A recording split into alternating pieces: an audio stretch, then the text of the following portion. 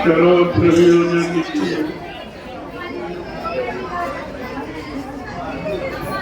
आज राम मुनि के पावन अवसर पर ये पौड़ीग्रह संस्कार जो संपन्न होने जा रहा है, इसको आप भली बात समझिए। इस तिथि का विशेष महत्व है। इसी तिथि में भगवान श्री राम ने जन्म लिया। तब से बराबर यह पर्व हिंदुस्तान में मनाया। वैसे त्रेता युग का है, यह कलयुग का नहीं, त्रेता यानी कलयुग के जीवों का नहीं है त्योहार। इसीलिए इस त्योहार से आपको कोई लाभ आपको नहीं है। आपको अपने समय का त्योहार चाहिए। इस कलयुग के त्योहार को एक विशेष महत्व दिया जाएगा। वो त्योहार होगा सतयुग के आगमन का, यानी कलयुग जाएगा और सतयुग आएगा। ऐसा पहले कभी नहीं कहा गया कि सतयुग जाएगा, त्रेता आएगा, त्रेता जाएगा, द्वापर आएगा, और ये युग एक दूसरे के समाप्त होने पर आते हैं। लेकिन आज सम्राट मालिक ने अपनी शक्ति का कैसा इशारा किया कि अभी कलयुग का प्रथम चरण 5,500 वर्ष ही निकल पाएगा।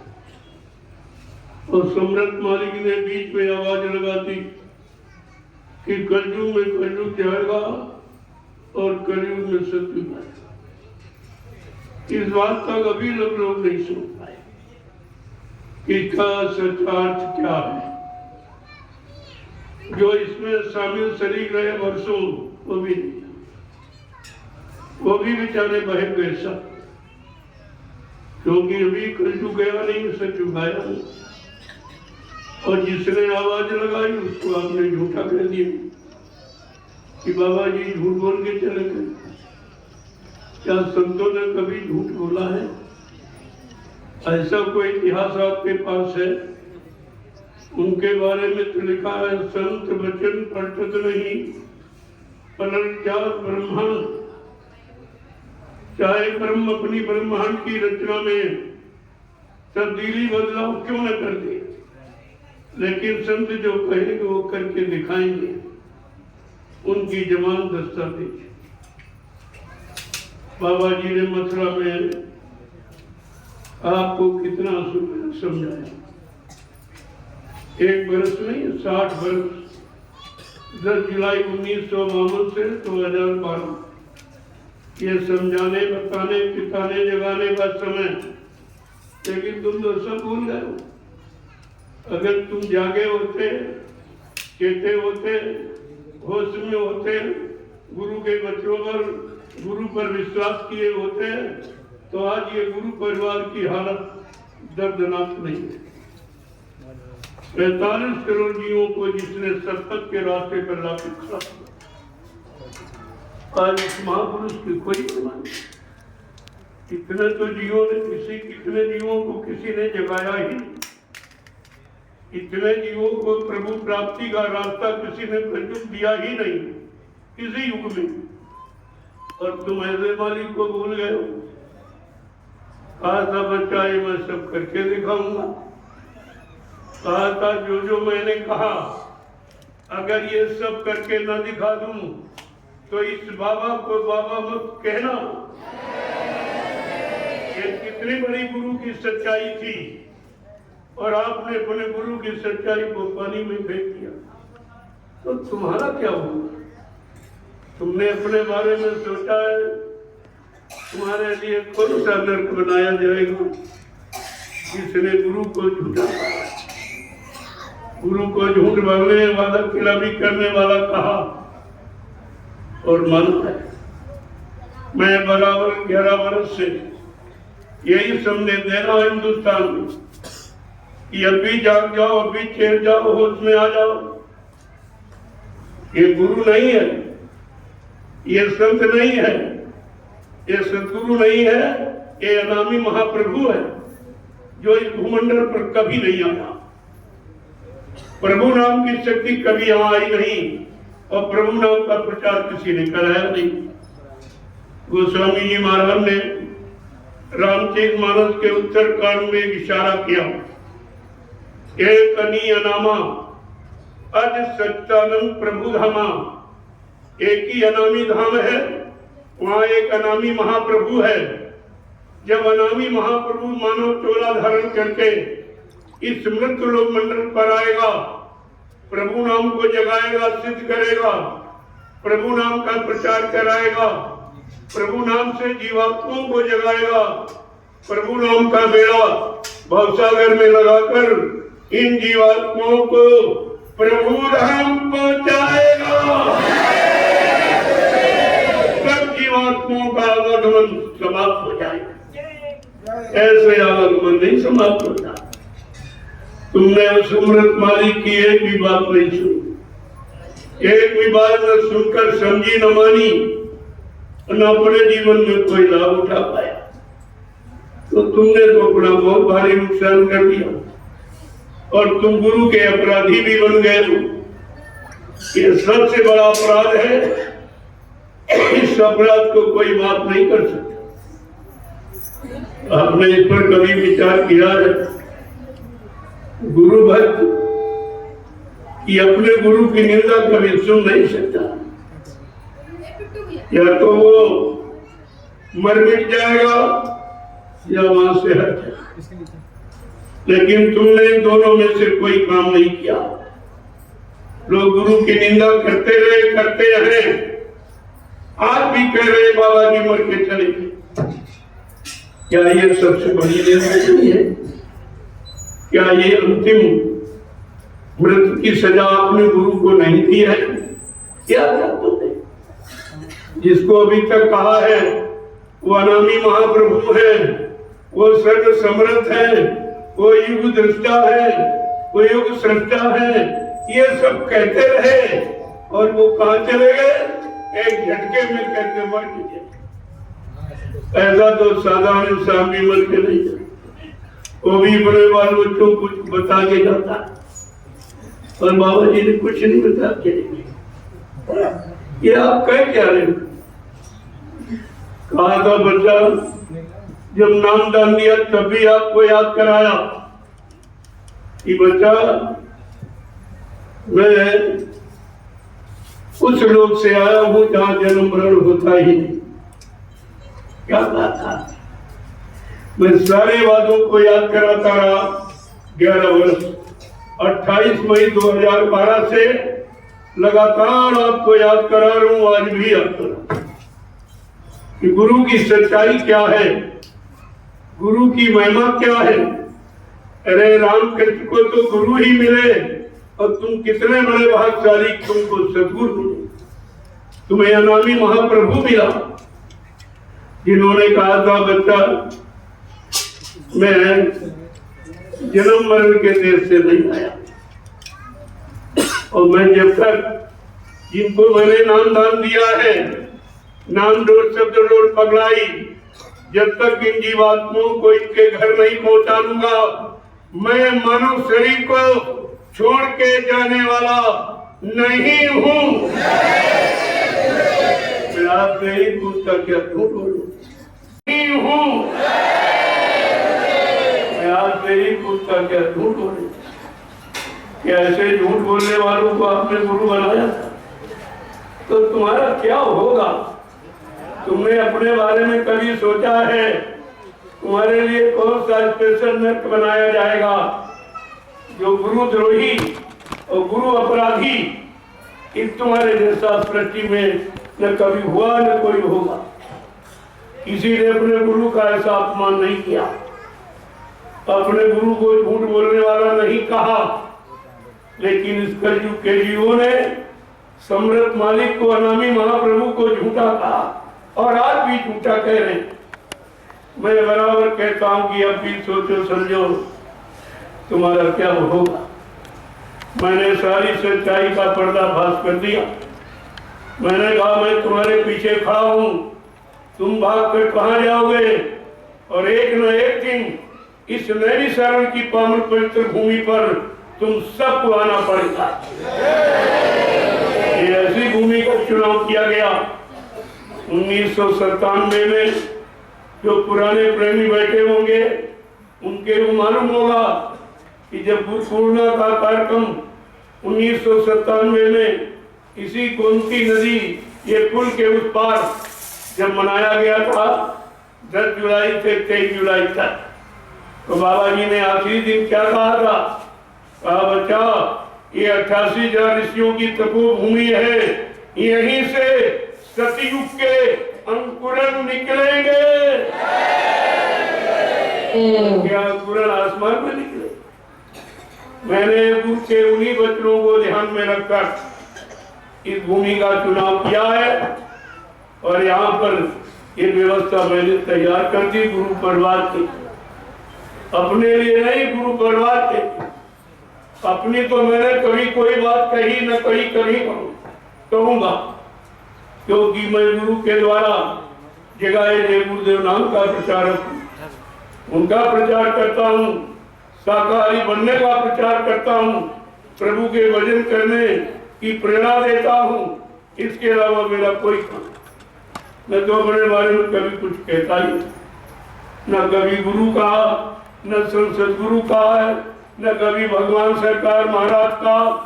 कभी मैं तो आपसे भी बहुत छोटा एक उनका संदेश वाहक, जो उन्होंने संदेश का आदेश दिया है कि मेरा संदेश जन जन के कान तक पहुंचाते रहना जब तक सतयुग जैसी व्यवस्था देश में न आ जाए। मैं आज भी उसी वचन का पालन करता हूं, करने में और आपको करके दिखा दूंगा। इन 4 वर्षों में ही मैंने 3 आश्रमों का निर्माण कर दिया और तुम सब मिलकर 45 करोड़ एक आश्रम मथुरा में बना पाए, वो भी सुचारू रूप से रख नहीं पाए। उसको भी आपने इतना गंदा किया है, अगर मैं सारा रात खोल दूं तो इन दोनों पर तुम थूकोगी नहीं, तुम्हारा थूक भी महंगा होगा।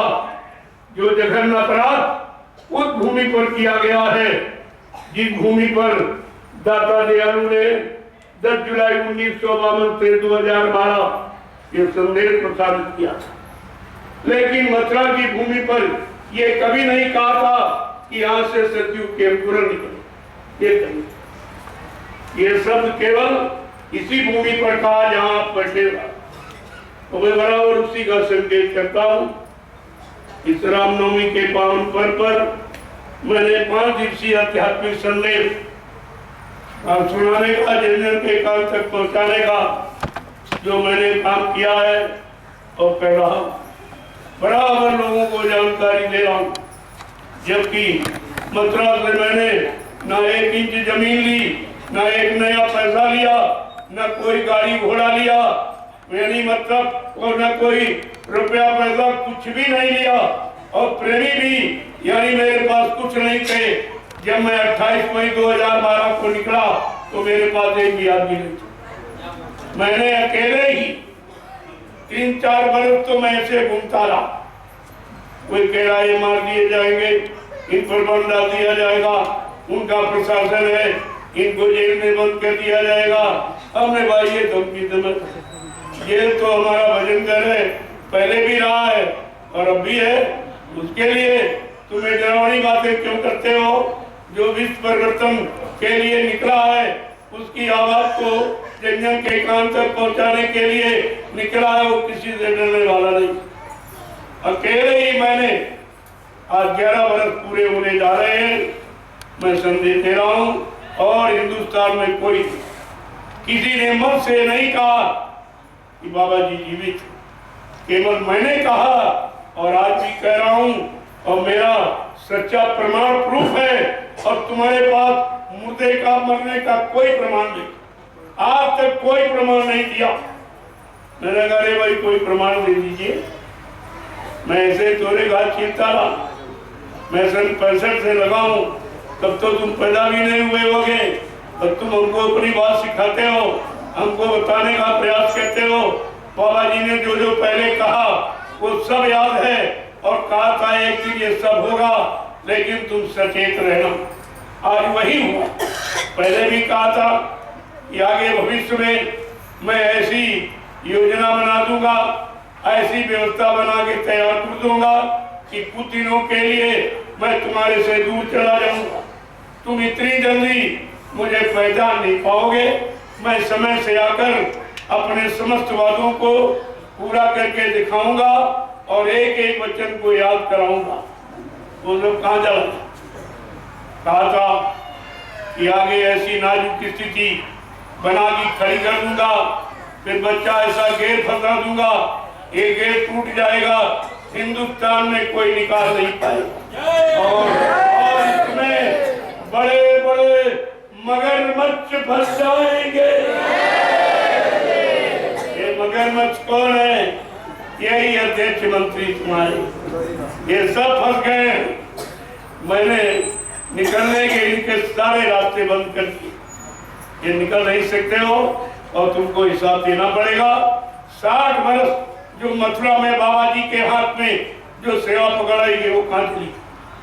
पहले उसका हिसाब दीजिए, वो कहाँ खर्च की, कौन सा विकास किया, कौन सी जमीन खरीदी प्रेमियों के लिए, कौन सी व्यवस्था की है, या गुरु के लिए या गुरु की मसूरी के लिए कोई अच्छा काम आपने किया हो तो बता दीजिए। आखिरकार पैसा काम जिस दिन उन्होंने झूठा प्रचार किया, सारे हिंदुस्तान के प्रेमियों को शंका संदेह भूल में डालकर कहा आप लोग अंतिम दर्शन कर जाओ। प्रेमी बेचारे मानते थे ये साथ में रहने वाले ये झूठ नहीं बोलेंगे, इन पर विश्वास किया, और जब वहां गए तो मैं इतने लोग बैठे हो, सच बोलना बाल बच्चेदार हो, क्या मथुरा में बाबा जी के शरीर को पूरा खोल के किसी ने देखा था? सच बोलिए, क्या आपने बाबा जी के शरीर को पूरा खोल के देखा था? क्या किसी को दिखाया गया था? क्या आपने मान कैसे लिया? अगर कोई कहे तुम्हारा पिता मर गया, लाश न दिखाई जाए, क्या बिना देखे आप विश्वास करोगे? बिना देखे तेरहवीं मनाओगे, बाल बनवाओगे, और तुमने सब कुछ कर रहा, कुछ बाकी नहीं रखा है, लिहाजा तुम सजा के पात्र हो, और तुम्हारी ये सजा कोई माफ नहीं कर सकती। ये सजा कोई राह की न सके गुरु का द्रोही, गुरु से द्रोह विद्रोह करने वाले को कोई बचा नहीं सकता। ये आपको सब पढ़ना चाहिए था, और तुम्हारे गुरु का अपमान होता रहा, तुम्हारे सामने तुम कानों से सुनते रहे और आंख से देखा भी नहीं और मानते रहे। ये तुम्हारी कितनी बड़ी कमजोरी और गुरु का अपमान और होता रहा, तुम सुनते रहे। तुम्हें मालूम नहीं है कि गुरु के अपमान को सुनने वाला कितना बड़ा द्रोही विद्रोही होता। गुरु निंदा सुने जो काना, पाप लगे गौघात समाना। जो गुरु की निंदा अपने कानों से सुनता है उसे गौ हत्या के बराबर पाप लगता। ये पाप आप सबने किया और अभी कर रहे हो। अभी तुम्हारे अंदर कोई जागरूकता नहीं है, गुरु के प्रति अभी कोई विश्वास नहीं है। उनके दिए सुनाए वचनों को ना आपने याद किया है, ना उन पर विश्वास किया है। अगर विश्वास किया होता तो आज गुरु परिवार की ये हालत नहीं होती जो आज दिखाई थी। लेकिन संत अपना बीज कभी निर्बीज नहीं होने दे। कहीं न कहीं बीज तो छिपा रहता ही है और समय पर फिर अंकुरित होता है, फिर पौधे का रूप धारण करके सबको फल छाया प्रदान करता है। वो चीज तुम्हारे सामने जल्दी ही आने वाली। मैंने 4 वर्षों में एक कितना बड़ा काम आपने, कोई 1 रुपए की सेवा न पहले कभी किसी से मांगी और न आज मांगता हूं। ये बिना सेवा के ये इतना बड़ा काम, 350 बीघे जमीन और 3 आश्रमों का निर्माण। इसको आप पहले देखिए, ये उनको नींद नहीं लेने दे रहा है और उनके पास कोई इसका कार्ड भी नहीं है। अब तो मैंने प्रेमियों के सामने एक स्पष्ट ये प्रमाण प्रस्तुत कर दिया कि ये सब झूठ है, जो प्रचार हुआ वो सब झूठ है। मैं चैलेंज के साथ कह सकता हूँ कि 17 अक्टूबर 2017 को हाई कोर्ट ने ये फैसला दे दिया कि बाबा जी अभी जीवित हैं। कहाँ जाओगे तुम भक्के? मैं तुम्हारे पीछे ही खड़ा हूँ, कहाँ जाओगे? तुम्हारे लिए मैंने सारे रास्ते बंद कर दिए, अब तुम कहीं निकल नहीं सकते हो। अब तो बात बहुत आगे बढ़ गई। अब तो मेरे साथ करोड़ों लोग, एक भी नहीं था, करोड़ों, और ये सब उधर ही, इधर कोई नहीं था।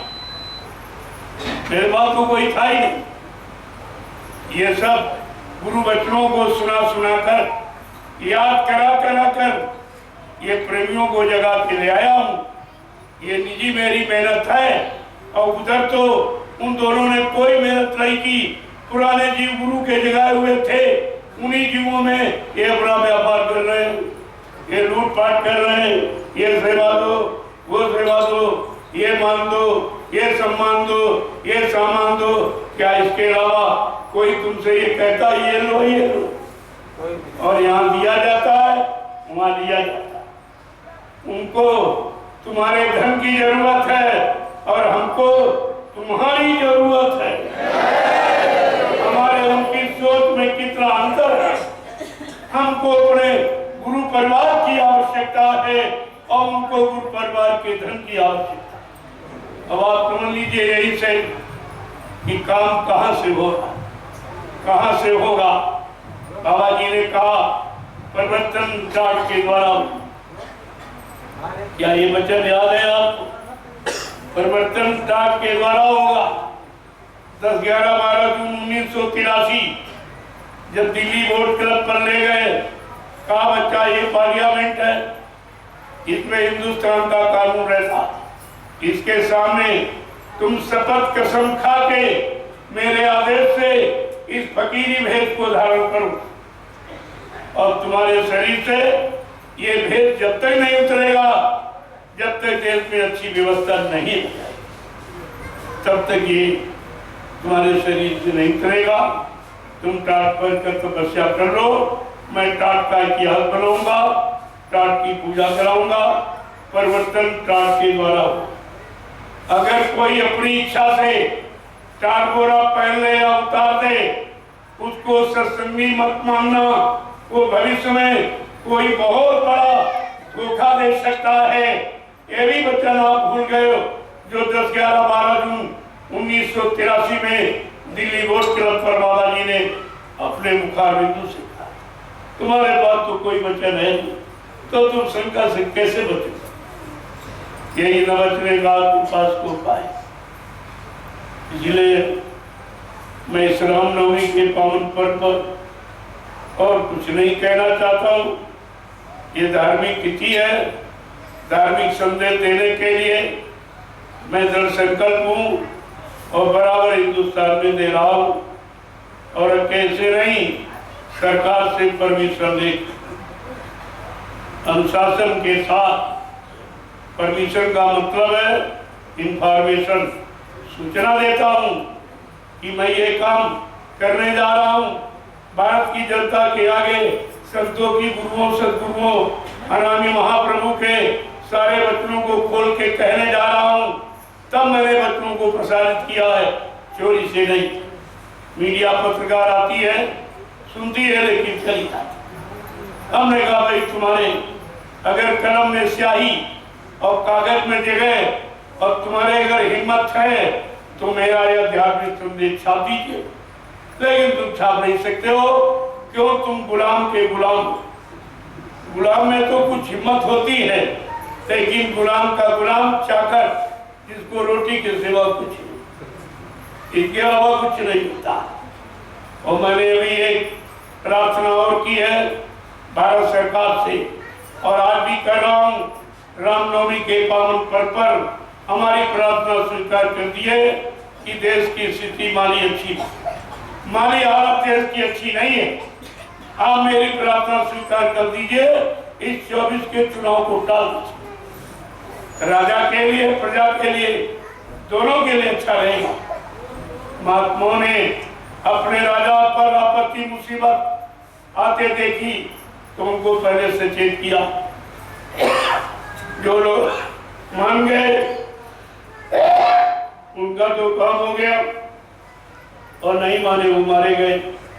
इतिहास में बता रहा, मैं बराबर ये कहता हूँ कि देश की हालत बहुत खराब, इतना कर्जा ला दिया है ये एक बेटी पर, जो पहले अपने आप को बताया था 20-25 साल पहले कि जो बच्चा माँ के पेट में है और वो जब बाहर आएगा तो यानी मतलब इतने करोड़ रुपए का कर्जदार बन के जन्म, तब बताया था सारा।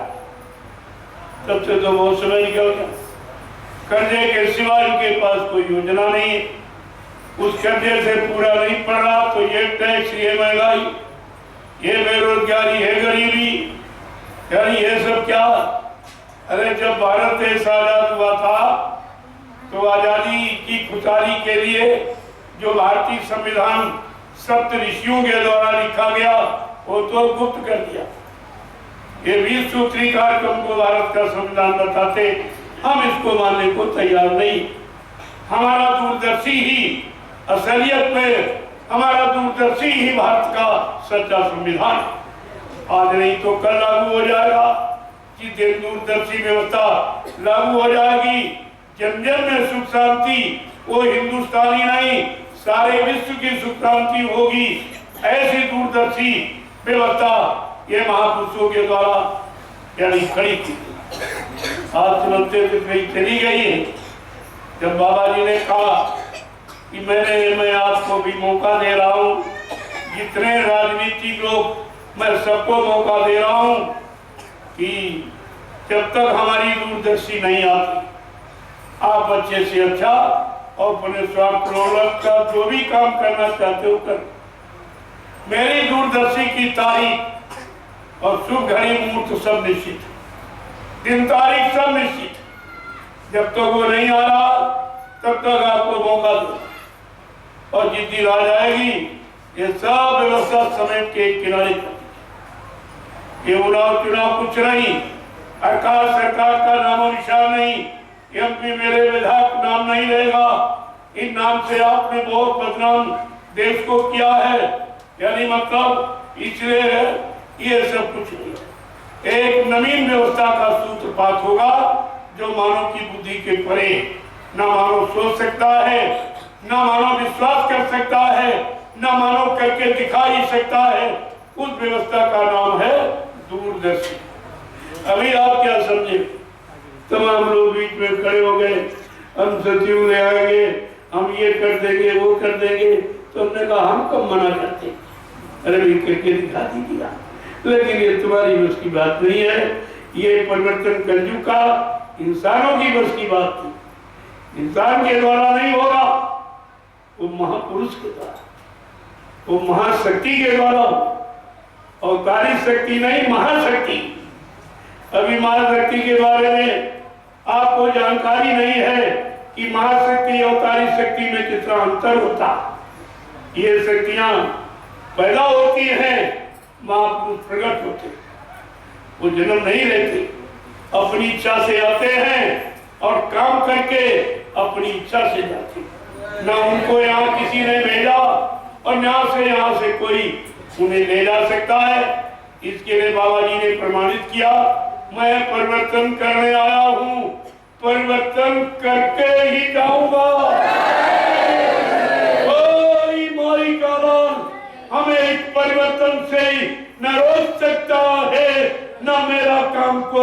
कर सकता है। क्या आपकी बुद्धि मेरी नहीं है? गुरु की वचन वाली तुम्हारे कान में नहीं पहुंचे और नहीं तुमने सोचा विचारा इस पर?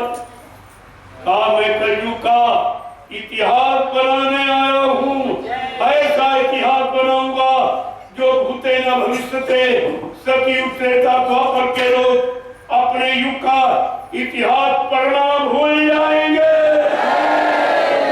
मैं इसी भारत भूमि पर ऐसा चमत्कार करके दिखाऊंगा जिसको हिंदुस्तानी नहीं सारा विश्व नमस्कार करेगा।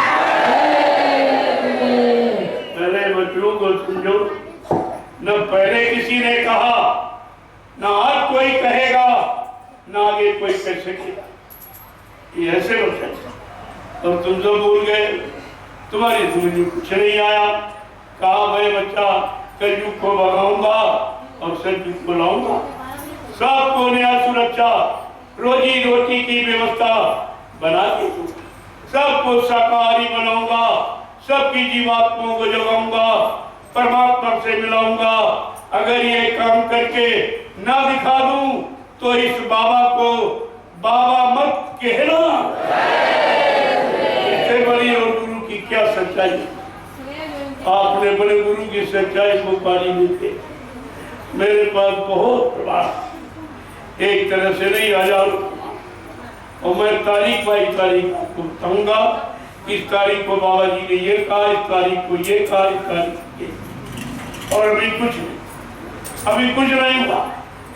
जबकि उन्होंने क्या कहा, अपना परिचय देके कहा, क्योंकि ऐसा कभी महापुरुष आया ही नहीं भूमंडल पर, इसलिए उनको अपना परिचय भी देना पड़ा कि हम आए वही देश से जहां तुम्हारा धाम, तुम सबको घर पहुंचाना एक हमारा काम।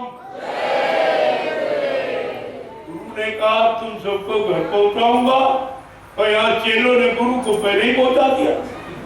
इन चेलों को देखो पहले, इनका क्या होगा? गुरु से कपट, संगत से चोरी, और की ओर निर्धन, की ओर कोढ़ी। ये कुदरत का नियम है। इस नियम के अंतर्गत सब आने वाले। मैंने आपसे एक और बात और कही थी कि आप चिंता न करो, जिन्होंने कहा बाबा जी मर के चले गए, तुम सब लोग देखते जाइए, एक न एक दिन ये सब मुर्दे ही होते चले जाएंगे। और सब मर गए, एक बचा, वो भी से भर रहा। मथुरा तो साथ तुम्हें कुछ करना नहीं है, उनके कर्म उनको सब कुछ करके दिखाते। आपको भजन करना है, गुरु वचनों को याद करना है। अगर हो सके हिम्मत है तो गुरु के वचनों का प्रचार करो। और जो 10 जुलाई 1952 से 2012 आपको सुनाया गया, 1971 में बाबा जी ने यही कहा था कि जब तक देश में अच्छी व्यवस्था नहीं आ जाए। मैंने ये बगीचा बहुत मेहनत और संघर्ष यात्राओं से तैयार किया। तुम्हारा सबका परम कर्तव्य है मेरे इस आध्यात्मिक बगीचे का एक भी पेड़ न हटने देना, न कटने देना। इतने लोग बैठे हो, गुरु का आदेश माना किसी ने? मैं सबके लिए कह रहा हूं, तुमने एक भी पेड़ नहीं लगाया, यानी एक भी जीव आपने नहीं जगाया, और गुरु के जगाए करोड़ों जीवों को अपने स्वार्थ लोभ लालच के लिए इन दोनों ने हटा दिया, गुरु से अलग कर दिया, गुरु की दया से अलग कर दिया। ये कितने बड़े अपराधी हैं, ये कितने हजार जन्मों तक इसका भुगतान करेंगे। बाबा जी ने क्या कहा था, अगर तुम मेरा आध्यात्मिक संदेश सुनाकर एक भूली भटकी जीवात्मा को मोड़कर सही रास्ते पर लाके खड़ा कर दोगे तो बच्चा तुम्हें 1 लाख यज्ञों के समान फल मिलेगा। और इन्होंने एक जगाया नहीं, करोड़ों को हटा दिया, केवल एक लोभ लालच के लिए। ये प्रचार क्यों किया? जैसे बेटा अगर बाप की संपत्ति चाहता है तो बाप को मुर्दा कहना पड़ेगा कि बाप मर गया तभी मिलेगा। इन लोगों ने सोचा कि मथुरा की संपत्ति कैसे मिल जाएगी, तो बढ़ते प्रचार किया कि बाबा जी मत चले गए, उनको मिला। इनको ये नहीं मालूम मूर्खों को कि मथुरा की संपत्ति पाने के अधिकारी 45 करोड़ हैं और इन दोनों को तो अधिकार भी नहीं। जो मथुरा में ट्रस्ट बना है जय गुरुदेव धर्म प्रचार संस्था मथुरा भारत, उसके ये मेंबर भी नहीं, ना वो ड्राइवर मेंबर मथुरा वाला और ना ये उज्जैन वाला मेंबर है। इनको तो अधिकार ही नहीं। इसलिए मैंने इनके सारे दांव काट दिए हैं। अब इनको जेल जाने की जरूरत है। तब तक तुम ये तुम्हारी जो सेवा देते हो या तुमने सेवा अब तक दी है, ये सब घूस रिश्वत पे डाले। ये कब तक तुम सच्चाई को छिपाओगे? मैं छिपने नहीं दूंगा। ये ऐसा नहीं होने वाला कुछ भी। और आप देखते जाइए, हमको धीरे से अपने परिवार को जगा लीजिए। ये जाग जाएंगे कि सब अपनी एक एक पाई का हिसाब इनकी नसों से वसूल करें। हमें कुछ नहीं करना, हमें केवल इनको जगा देना, सच्चाई का अनुभव करा देना है, जानकारी देना है। ये जाग जाएंगे, अपनी सेवा का एक एक रुपया इनकी नसों से वसूल। ये कहीं जाने वाने वाला नहीं है।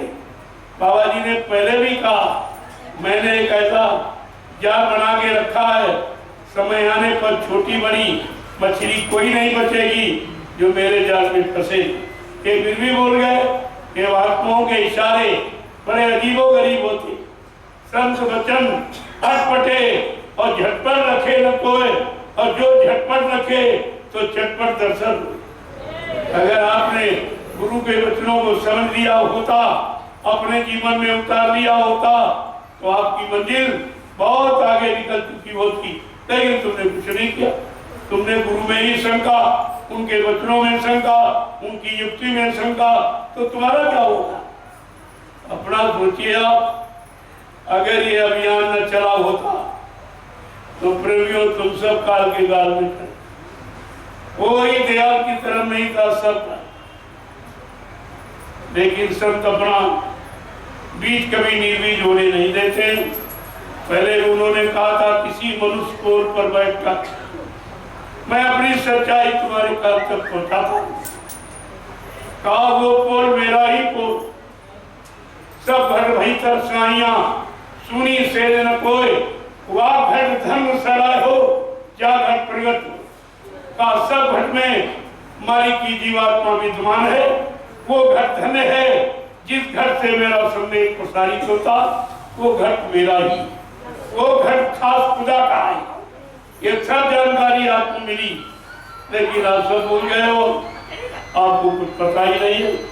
सच्चाई सच्चाई है, आज नहीं तो कल। अब ज्यादा समय नहीं।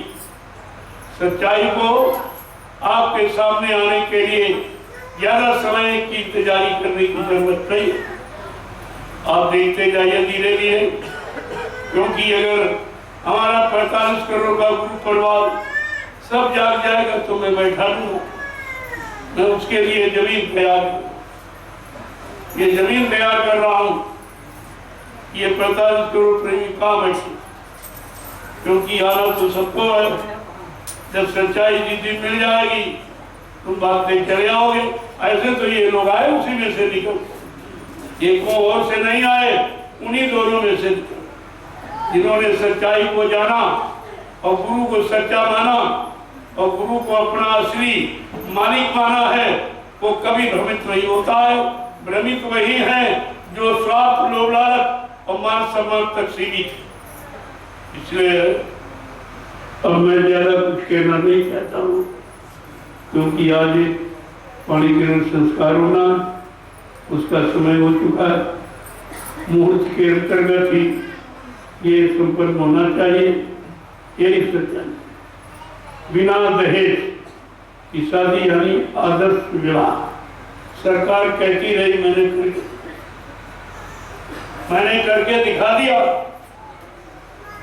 और सैकड़ों शादियां हर वर्ष हमारी जय गुरुदेव आध्यात्मिक वैचारिक प्रचार समिति तमाम निःशुल्क ये समाज की सेवा करती है।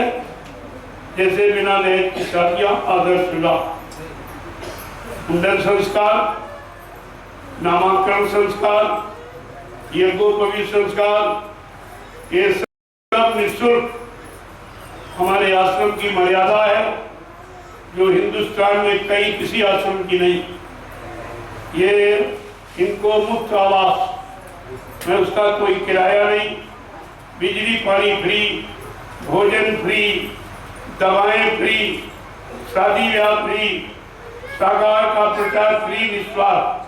मैं कोई उसका पैसा नहीं लेता हूँ और पूरे हिंदुस्तान में प्रचार करता हूँ, जबकि प्रचार के जितने साधन सब आमदनी, सब कमर्शियल, सब व्यापारिक हैं, लेकिन मेरा शाकाहारी का प्रचार एकदम निःशुल्क और पूरे हिंदुस्तान में प्रचार करता हूँ और बदले में कुछ नहीं लेता। और ये भी कहता हूँ कि जब तक ये शाकाहारी बनने का संकल्प आप नहीं लोगे, आपके दरवाजे से बीमारी नहीं हटेगी, आप लड़ाई झगड़े से मुक्त नहीं होगे, महंगाई गरीबी से मुक्त नहीं होगे। ये सब का मूल आधार है शाकाहार। पहले समझिए, इसको समझ में आ जाएगा। दूसरा, मैंने एक नया अभियान और जारी किया जो हिंदुस्तान में कभी किसी ने नहीं कहा और आज भी कोई नहीं कह रहा, न कोई राजनीतिक नेता पार्टी, न कोई धार्मिक मिशन, कि अगर आप सच्चे भारतीय हो तो अपनी पहचान, भारतीयता की पहचान, हर देश की पहचान उसकी पोशाक होती है, सवेरी पोशाक उसकी पहचान है और आपकी कोई पहचान नहीं। अंग्रेज चले गए, अंग्रेजियत आज भी अपनाए, आज भी तुम गुलाम हो, क्योंकि अंग्रेजियत नहीं छोड़ पाए। जब अंग्रेज यहाँ से गए तो गांधी महात्मा से कहा कि देखो, मैं आप देश को छोड़े जा रहा हूँ, कुछ नहीं लिए जा, लेकिन ऐसी व्यवस्था मैं बना दूंगा कि भारत देश 300 वर्ष तक अपना सुधार नहीं कर सकता। वो क्या है? अंग्रेजियत। आपकी भारतीय वेशभूषा ही नहीं, भारतीय वेशभूषा जो ऋषि मुनियों ने बनाई वो है कुर्ता धोती, कमीज पैजामा, टोपी पगड़ी और लंगोटी। ये है भारतीय वेशभूषा। और तुम्हारा भी अंग्रेजी कपड़ा है, पैंट पतलून, ये अंग्रेजों की पोशाक आती है। तो ठंड प्रदेश की है, गर्म देश में रहते। बीमारियां इसी कारण आती, जब शरीर में हवा और प्रकाश का प्रवेश नहीं होगा तो बीमारी उसमें जन्म लेती रहेगी, तरह तरह की बढ़ती रहेगी। ये चर्म रोग इसी कारण हो रहे हैं। इस मोटे कपड़े को आप त्यागिए और अपनी भारतीय वेशभूषा को धारण कीजिए, ये सब बीमारियां धीरे धीरे चली जाएगी और आपको, आपका मन भी शांत हो जाएगा और तुमको देखकर भी लोगों के मन शांत हो जाएंगे। ये ऐसी वेशभूषा है भारतीय। ये मैंने कहा, किसी ने नहीं कहा। धीरे धीरे धीरे धीरे ये सबको अपनाना पड़ेगा। ये हवा में बातें, नशे में यानी बातें नहीं हो रही हैं। ये आगे पीछे सब देख करके आपसे कहा जा रहा, इशारा किया जा रहा। मैं तो इंतजार कर रहा था कि मेरा काम ये नहीं है, ये तो राजनीतिक लोगों का है या जो धार्मिक संदेश देते हैं, जो कमाई करते हैं उनका है। मेरा तो काम भजन करने का। लेकिन जब देखा कि संतों की भूमिका व्यवस्था को लोग बिल्कुल गलत सिद्ध कर रहे हैं, झूठ सिद्ध कर रहे हैं, तो हमको उसी सच्चाई लाने के लिए एक नया अभियान जारी करना पड़ा कि 15 सितंबर सब 2023 को मैंने घोषणा की थी कि अगर आप सच्चे भारतवासी हो तो अपनी बात की विश्वास आपके लिए अच्छा रहेगा, बीमारियों से मुक्त हो जाओगे। तुम्हारा मन जो विकारों भोगों की तरफ भागा चला जा रहा है वो वापिस लौट आएगा। ये सादा जीवन, उच्च विचार, ये है उन्नत का आधार। ये सच्चा नियम तो आपको ये लागू करना। प्रेमियों ने देखे धारण किया, कितना अच्छा, इनका मन कहीं नहीं जाता, न इनकी तरफ किसी का मन जाता, एकदम सुरक्षित है। ये सुरक्षा कवच है आपने जब टाट को नहीं समझा, पहले पगड़ी को नहीं समझा, तिकोनी टोपी को नहीं समझा, फिर टाट लाया गया उसको भी नहीं समझा, तो मजबूर होकर ये भारतीय वेशभूषा का आपके सामने हमें जिक्र करना पड़ा। और लागू प्रेमियों ने एकदम स्वीकार कर लिया है और ये पहनकर जब चलते हैं तो इनको भी शांति मिलती है, इनको जो लोग देखते हैं उनके अंदर भी शांति का भाव पैदा होता है। बात को ये करना चाहिए। इसलिए ऐसे ऐसे अभी बहुत से नियम हैं जो मैं समय आने पर आपके सामने रखता रहूँगा, आपको संकेत इशारा करता रहूँगा। धीरे धीरे जब मुझे कोई इशारा होता तभी मैं आपके सामने इशारा करता। मैं अपनी इच्छा से कभी कुछ हमें कहने की क्या जरूरत है? हमें जो आदेश मिला है मैं उसका पालन करता हूँ और आप सबसे उसी आदेश के पालन करने की प्रार्थना करता हूँ। मेरा अपना कोई का इतनी जमीन मैंने खरीदी, 1 इंच जमीन मेरे नाम है, इतनी गाड़ियां मेरे पास में, एक भी गाड़ी मेरे पास नहीं है, मेरा कोई बैंक बैलेंस खाता नहीं है, मेरे पास सिर्फ इतना जितना मैं आपके सामने बैठा। ये कपड़े आप लोग दे देते हो तो पहन लेता हूँ, इसकी भी जरूरत नहीं, क्या जरूरत थी? एक लंगोटी पर्याप्त है। लेकिन माँ बहन बेटी समाज है, उनके बीच में आना है, मर्यादा एक हमारा अस्त्र है, उसके पालन के लिए ये सब करना पड़ता, नहीं तो क्या दे? ये सब आप देखिए, ये कपड़े आप लोग देखते हो, मेरे पास कुछ नहीं है। तमाम मीडिया पत्रकार कहीं पीछे पड़ गई, ये 5-5, 6-6 आश्रम बना रहे, कहाँ से पैसा ला रहे, क्या करते हैं?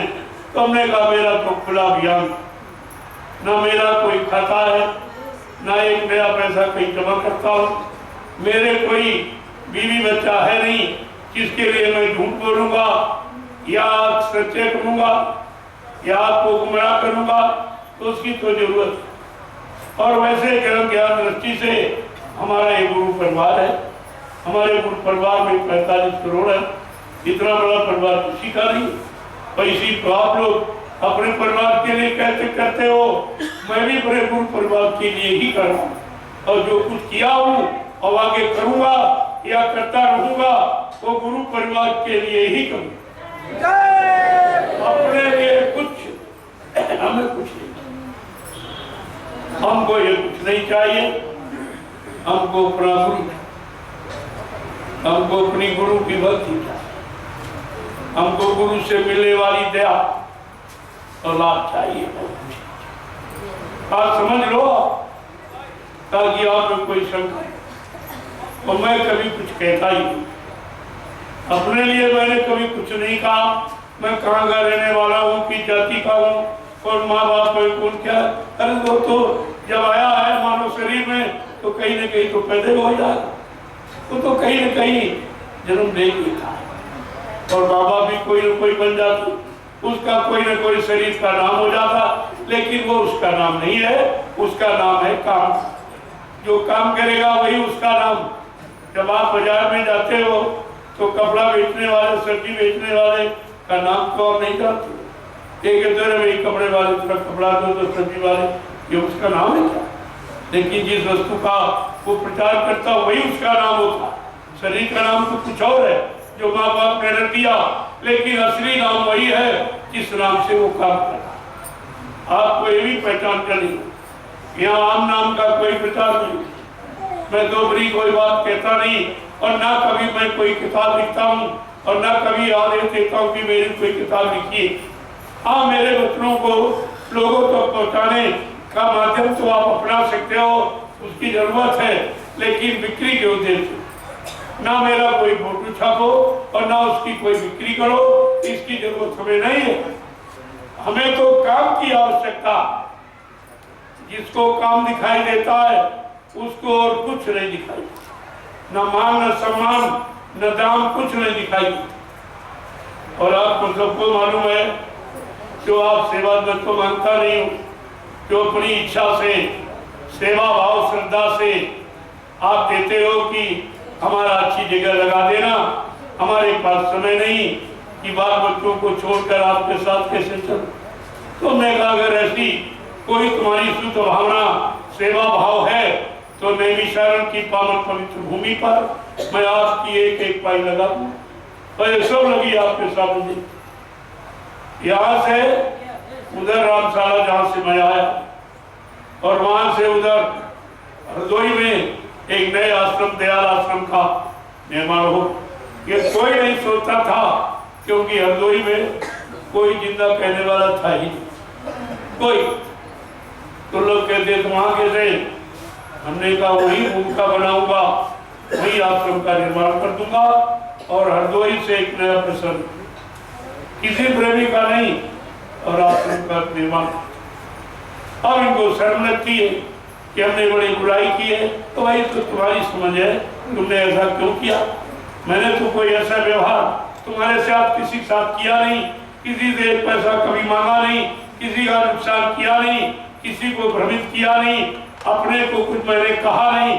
तो फिर ये चीज आपने क्यों और की है? तो कि तुमको शर्म लगती। मैंने हरदोई में 102 बीघे जमीन खरीदी और आश्रम का निर्माण शुरू किया। और सब जगह गौशाला, वहां भी गौशाला है, यहाँ भी है और क्या आश्रम जमीन सबसे ज्यादा ज्ञानाश्रम। ये एक चिन्ह, ये चिन्ह है सदगुरुधाम और ज्ञान का स्थान वो ज्ञानाश्रम आध्यात्मिक ज्ञान का स्थान। और उदया का स्थान उदया, क्योंकि जो हरदोई के लोग बैठे होंगे पुराने लोग, उन्होंने बाबा जी के मुख से सुना होगा कि कितनी बार बाबा जी ने कहा मेरी प्यारी प्यारी हरदोई। आज वो हरदोई कह रही बाबा जी ना, यही प्यारी, यही प्यार का तुमने नमूना पेश किया है। अरे तुम्हें शर्म आनी चाहिए, इसने जिले की संगत को प्यार दिया है और प्यारी प्यारी हरदोई कहकर संबोधित किया है। आज तुमको शर्म आनी चाहिए, चिल्लू बदपानी में डूब के मर जाना चाहिए। तुमने अपने गुरु के लिए क्या किया? क्या किया? बहुत सा सम्मान दिया कुछ, लेकिन मैंने वहीं पर आश्रम का निर्माण कर दिया, क्या कुछ नहीं। आप देखते जाइए ये आश्रम निर्माण व्यवस्था ये दूरदर्शी, क्योंकि पहले भी आपसे कहा गया था, बाबा जी ने कितनी बार कहा आगे व्यवस्था परिवर्तित हो। केंद्र में 25 महात्माओं, इसी तरह प्रांत जिले तहसील ब्लॉक और न्याय पंचायत और ग्राम सभाओं और उन्हीं आश्रम यानी मतलब वहीं से सचिव की व्यवस्था का संचालन होगा। वो महात्माओं के द्वारा, इन लुटेरों के द्वारा नहीं, महात्माओं के द्वारा। अभी आपने वो समझा कहा और वही व्यवस्था आपके सामने बनाई जाए। मैं ज्यादा समय नहीं लेना चाहता हूँ क्योंकि बड़ी ग्रहण संस्कार का समय हो गया, उसका ये मुहूर्त जल्दी से आप संपन्न कर दीजिए। 3 दिन से लगातार शादियां हो गई, वहां भी वही यहाँ भी, और होती रहेगी ऐसे ही। आप देखते जाइए जहाँ कहीं कार्यक्रम होते हैं वहाँ शादी ब्याह। मैंने लोगों को सिरदर्दी खत्म, तमाम लोगों की कन्याएं सियानी हो गई, पैसा नहीं, बेचारे हमारे शर्म के कोई सुसाइड कर रहा है, खा रहा, फांसी लगा रहा। मैंने इस समस्या का समाधान कर दिया है। अगर आप मेरी बात को मान, सरकार तो कहती रही लेकिन मैंने करके दिखा, साफ करके दिखा दिया। कोई दहेज नहीं, कोई डिमांड मांग नहीं, और मतलब आपके सामने कर रहा हूँ।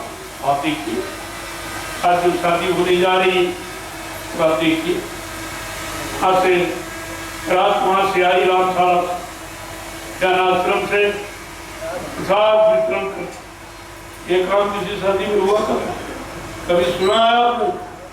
अरे कभी ये सुना है प्रसाद वितरण? क्योंकि मेरा लक्ष्य प्रसाद वितरण का ही, चाहे कोई कार्यक्रम हो, कोई मतलब नहीं, सामाजिक कार्य हो, पारिवारिक कार्य, व्यवहारिक कार्य हो, मेरा लक्ष्य उद्देश्य प्रसाद वितरण का। और ये प्रसाद हिंदुस्तान में कोई बना नहीं सकता। ये पहली पहचान आप प्रसाद, हिंदुस्तान में कोई प्रसाद नहीं बना सकता।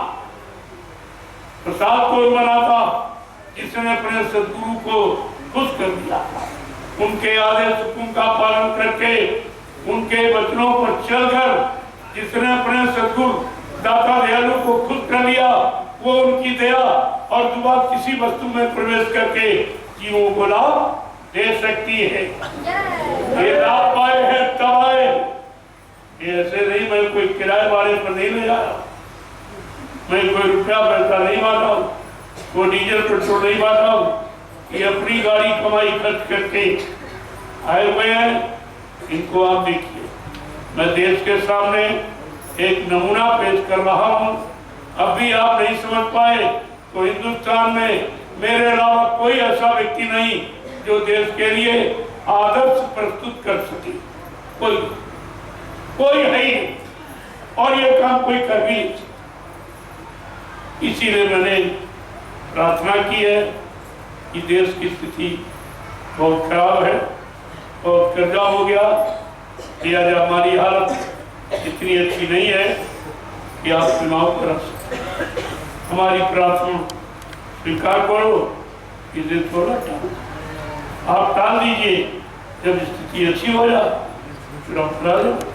मैं तो कोई अपने लिए कुछ कहता नहीं हूँ कि मुझे कोई प्रधानमंत्री मुख्यमंत्री कोई बनने की इच्छा हो, ये तो सबसे गलीच गंदगी का स्थान है।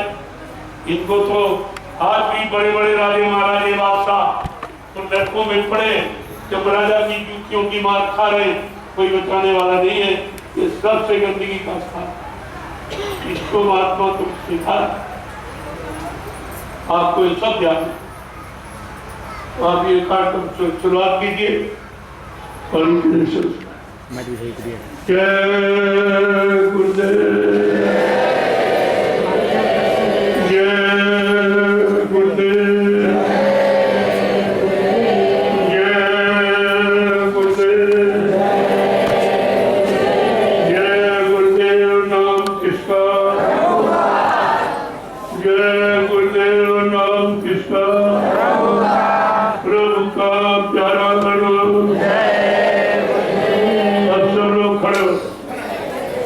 खड़े हो जाओ आप, वैसे खड़े तो रोज ही होते, बैठते भी, लेकिन हमारा उद्देश्य कुछ और। खड़े होने का मतलब है अब एक अच्छे सच्चे ईमानदार चरित्रवान काम को करने के लिए खड़े। अब ये परिवर्तन हो, इसलिए खड़े हो जाओ और बैठो तो भजन पूजन के ऊपर, और झुको वहां जहां मिले। ये तीनों चीजें अवसर को, तीन स्थितियां हैं शरीर, अगर तीनों को जान गए तो चौथी भी समझ में आ जाएगी कि आखिरकार ये तीन स्थितियां इसलिए करना ही सिखाई जाती। हमें केवल भजन करना और कराना, और हमारा आप सबका कोई दूसरा लक्ष्य होना ही नहीं, इससे बढ़ के और कुछ ये सब। लेकिन आप नहीं कर पा रहे हो, परिस्थितियां समस्याएं आपको विवश कर रही हैं, इसलिए पहले समस्याओं के समाधान के लिए हमें कदम उठाना। उसी कदम का नाम है परिवर्तन, बदलाव। ये कैसे? ये जितना ये दुख पाने वाला और जितना लोग जो लूटपाट करने वाला और हिंसा करने कराने वाला, झूठ छल कपट बेईमानी करने कराने वाले, जब तक ये काम खत्म नहीं होंगे भजन कोई नहीं करता। इतनी चिंताओं में, इतनी सामाजिक पारिवारिक समस्याओं में कोई भजन नहीं करता। इसलिए पहले तो दूरदर्शी की जरूरत, जो सारी तुम्हारी सारी समस्याओं का समाधान कर, फिर आप कहीं बैठ के भजन करो। अगर अभी कहीं भजन करने बैठ जाओ तो बता देना झोला जैसा की वजन करने की चाहिए हो जाए तो बताओ वजन करते बना झोला। अब तुम दो गुरु पर जब तुम्हारा वजन करते झोला कैसे उठ गया, लेकिन ये नहीं तो जोड़ोगे कि व्यवस्था खराब है, इंसान खराब नहीं है, देश की व्यवस्था खराब। और व्यवस्था के बारे में कोई सोच ही नहीं रहा, सब अपनी अपनी व्यवस्था बनाने के चक्कर, अपने मान सम्मान के चक्कर में, अपना अधिकार जमाने के चक्कर में, अपनी कुर्सी बचाने के चक्कर में और देश के लोगों को बचाने की चिंता नहीं। ये चिंता केवल महात्माओं को हमेशा हुई है और आज भी वो अपना फर्ज हमेशा करते हैं। मानो न मानो ये खुशी आपकी है, वो मनाने थोड़ी आए, वो आपको समय से जगाने आए, इशारा करने आए, क्योंकि उनको दिखाई देता कि आगे का समय बड़ा खराब। इसलिए आपसे कहते और तुम दो आंखों से देखकर सामने का भी नहीं देख पा रहे हो, न पीछे का देख पा रहे हो, न दाएं बाएं का देख पा रहे हो, तो तुम और पीछे की बात या आगे आने वाले समय को कैसे देख सकते? तो जानकारी इसी बात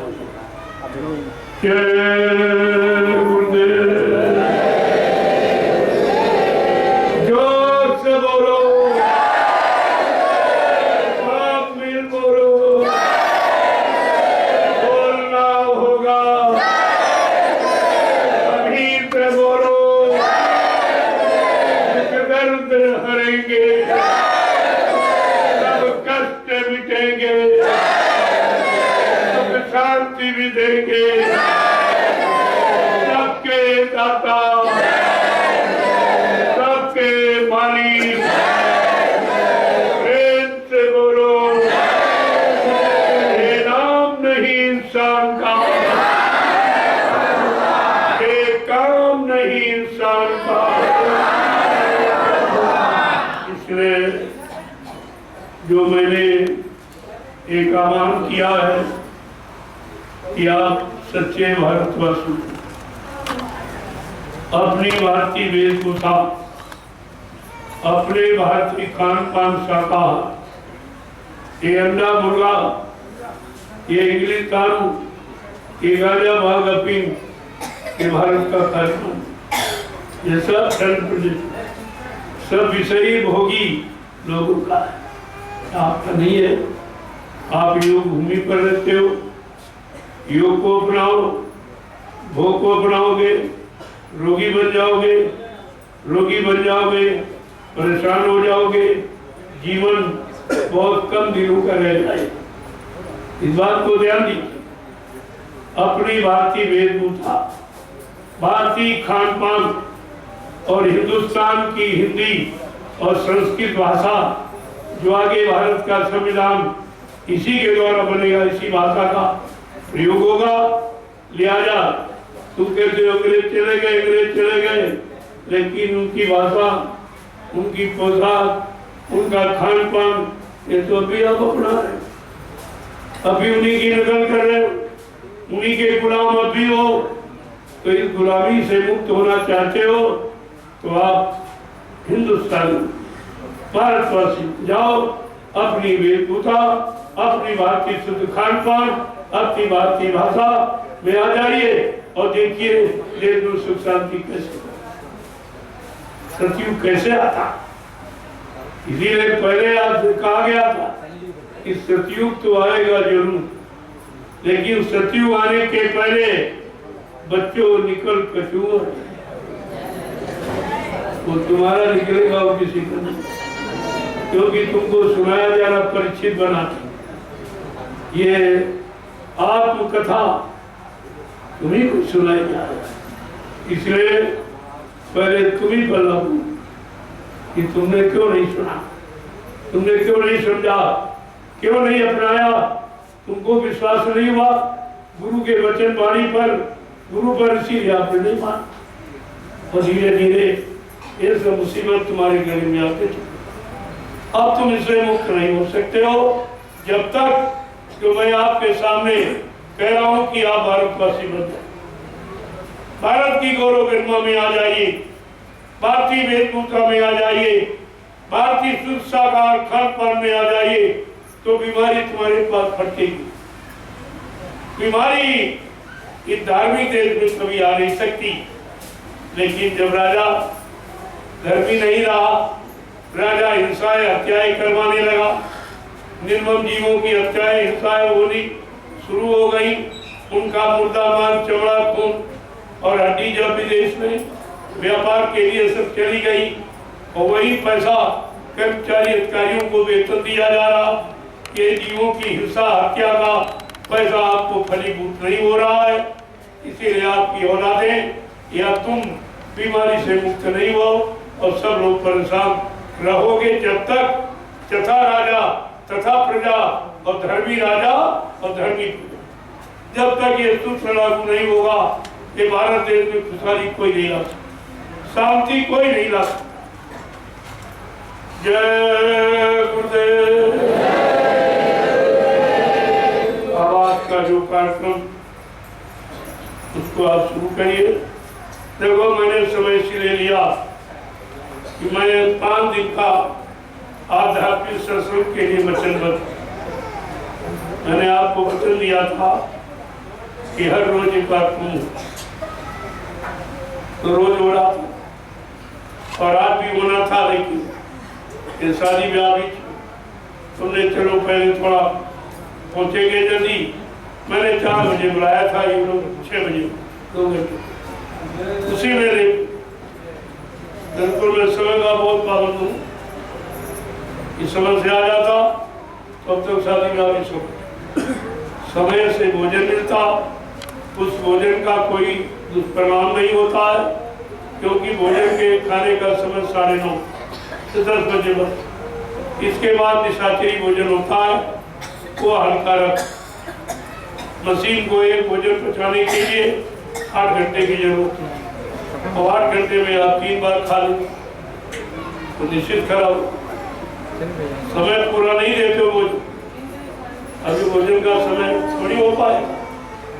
आपको चाहिए, जब तक सत्संग हो रहा था तो सत्संग तो कानों से सुनते, धीरे धीरे वहाँ भोजन लोगों को कराने लगते हैं, तो भी काम हो जाता। अरे भाई, कोई मतलब हो, काम को बराबर आपको खुले रहते, वो संदेश सुनते रहते, उधर भोजन भी करते रहते, उधर पानी के संस्कार भी आपका हो जाता। ये काम हो सकता था अगर थोड़ी बुद्धिमानी से आप काम देते। चलो, जो समय निश्चित है उसके पहले आप कैसे कर लो, अब आप इसको जल्दी से सुनो। कितना समय हो गया है? 12। अभी समय है 4 बजे, समय बदलता 4 घंटे हैं। ब्रह्म मुहूर्त से दूसरा दिन लागू होता है। अभी आपके पास समय है, 4 घंटे बहुत है, ये तो 10 मिनट में होगी, फिर वही इसमें करना ही और झगड़ा झंझट फैलाने के लिए बहुत कई रात निकल जाए। ऐसा कुछ नहीं, कोई ठगा ठगी का मेला यहाँ नहीं है।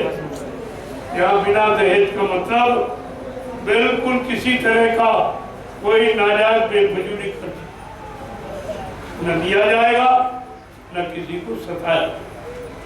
तो इच्छा से आप अपने बेटे को बेटी को जो इच्छा से आप दे सकते हो, उसके लिए मनाही नहीं, लेकिन जबरदस्ती किसी से वसूला नहीं जाए कि जमीन बेचो, चाहे घर द्वार बेचो, चाहे जानवर बेचो, चाहे जेवर गिरवी रखो, हमको इतना दहेज दो। ऐसी व्यवस्था का अंत किया, ये व्यवस्था नहीं रहेगी। और सचिव वाले तो बिल्कुल बिल्कुल यही समस्याएं जो आज आपको दुखित, अगर इन समस्याओं का समाधान हो जाए तो दुख का कोई प्रश्न ही नहीं।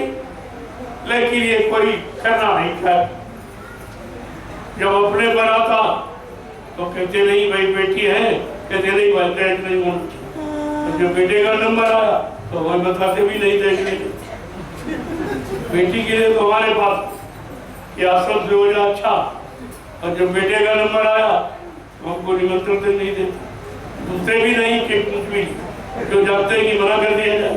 तो ऐसी स्थिति में ये दोहरी रीति अपनाओगे तो नाव पर पैर रखोगे तो कभी सफलता नहीं मिलेगी। इसलिए एक रास्ते पर आके खड़े हो जाओ और तुम्हारी शांति और सुख का रास्ता है, तो अपना लीजिए। देखिए आप, जय गुरुदेव, देखो मैंने प्रसाद सबको दे दी और प्रसाद के झगड़ा पड़ता सबको बांटी। धीरे से ये संस्कार को ये अपना कराइए, बाकी भोजन कराइए। तो हाँ, पर वधू की जरूरत किसकी? बाकी जो घर परिवार वाले भाई देखना चाहते अपना बैठ देखे, लेकिन बाकी प्रेमी समय से भोजन कराइए ताकि भोजन का दुष्प्रयोग न हो। अभी समय है, आप खिला दो, लेकिन उधर भी फिर वो खाने का समय नहीं। जल्दी आप कराइए इसको अपना जो विधिवत। वैसे तो कुछ मानते नहीं कि काल के विधान को दयाल कभी मानता ही तो नहीं मानता, लेकिन आपको धीरे धीरे दयाल की तरफ लाने के लिए थोड़ा थोड़ा काल के साथ कभी कभी हो जाएगा, जानबूझकर भी हो जाता, क्योंकि आप तो रह नहीं सकते। इसलिए थोड़ा ये कुछ नहीं है, ये सब काल का कानून सब झूठा है, क्योंकि जहाँ संत विधान लागू है वहाँ वेद थके, ब्रह्मा थके और थकी के शेष महेश और गीता का जगम नहीं, वो संतों का देश। हाँ तो ये कुछ है ही नहीं, तो काल का विधान यही। लेकिन जहाँ त्याग के लोग हैं वहाँ त्याग के विधान। तो पानी पी रहे हो 2 मिनट खा दो 10 बार जय गुरुदेव नाम बोला तो दो, सब हो गया कुछ। अरे समय और युग के नाम के आधार, नाम को आधार बना लीजिए, सारा काम आपका। लेकिन अभी आप पिछले काल की व्यवस्था में फंसे पड़े हो, नहीं निकल पा रहे हो। मैं धीरे धीरे निकालने का पूरा प्रयास करता हूँ और पूरी व्यवस्था बना। कल आपने देखा एक साथ कितनी पंजरा दे दो, सब बात भी कर दीजिए उसमें कुछ क्यों। जितने 16 संस्कार हैं जो वैदिक संस्कार माने जाते हैं, लेकिन उनके लिए लिखा है सर्व संस्कारे संत समक्ष। संत के समक्ष में सारे संस्कार करीब होते हैं, नहीं तो सब उनका कोई लाभ नहीं है और वो होते नहीं। तो पंडित जी संत बन जाते, कोई अग्नि देवता बन जाते, कोई सूर्य देवता, सब अपने ऊपर को जा रहे थे सारे देवता, और यही होते रहते, इनकी बट होते रहते। कितने जन्म निकल जाते, इन सबका कर्जा इनके नाम का खाया, सूर्य देवता का, चंद्र देवता का, वरुण देवता का, विष्णु का, शंकर, सबका नाम लेके और खा जाते। क्या ये इतना तुम भजन करोगे तो सबका निपटा दोगे? ज्ञानता में देखो ज्यादा ये काले अक्षरों की विद्या में आत्मा से के आत्मा और परमात्मा का मिलन है। 2 आत्माओं का मिलन कैसे होगा? तो तुम शरीरों का मिलन बताते हो और आत्माओं का मिलन जानते हो। अब तो इसलिए अगर आत्मा शरीर से निकल जाए तो उसके साथ शादी कोई करे? अरे मुर्दे के साथ कोई शादी करे? शादी तो आप आत्मा के साथ ही, जब आत्मा निकल जाती तो मुर्दा हो जाता, और मुर्दे के साथ कोई शादी नहीं। तो शादी तो असल में आत्मा आत्मा, वैसे सूरज की शादी। अब आत्मा को जगाने वाले महात्मा मिल जाए तो 2 मिनट में समस्या का समाधान। लेकिन तुम उनकी बात मानो तब तो, जब समर्थ अनामी महाप्रभु की बात आप नहीं मान पाए, उनको नहीं पहचान पाए, उनको अपना नहीं बना पाए, तो तुम किसको मान सकते? जय गुरुदेव। जय गुरुदेव। चलो जल्दी शुरुआत करो हफ्ते वक्त। जय गुरुदेव। जय गुरुदेव। जय गुरुदेव। स्वामी जी महाराज के चरणों को कोटान कोट अभिनंदन हम सभी निवेदन करेंगे। प्रेम से बोलिए जय जय गुरुदेव। राम कृष्ण प्रभु का प्यारा नाम। जय गुरुदेव। रामनवमी के पावन पवित्र अवसर पर